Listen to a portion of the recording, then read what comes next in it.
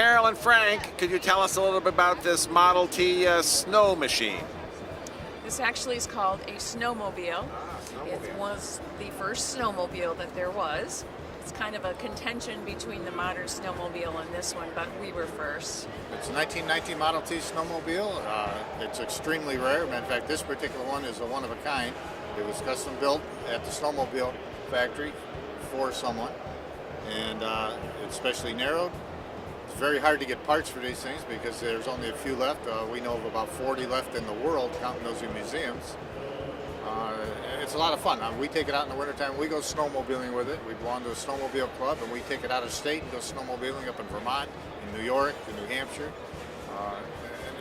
In our yard. And yeah, our yard. And our yard. When it's snowing. When it's snowing, and you know, it's fun because when we're snowing in our yard, we get people that actually stop on the street with their cars and look at it. We wave them in and we say, come on in, jump in and drive it, because how often do you get a chance to see one of these, let alone drive one of these?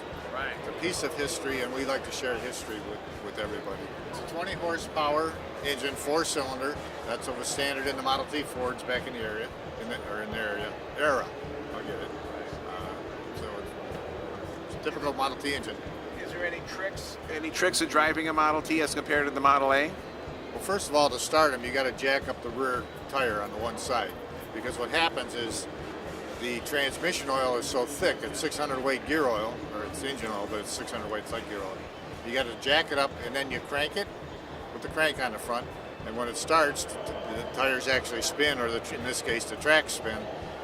If you put it on the ground, if you leave it on the ground and you crank it and it starts, it'll run you over.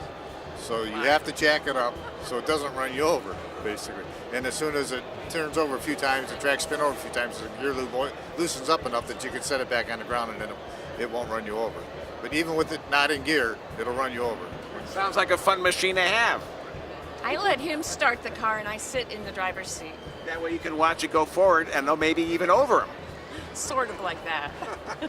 Well, thanks for sharing this. It's quite a unique machine, and thanks for bringing it to the show today.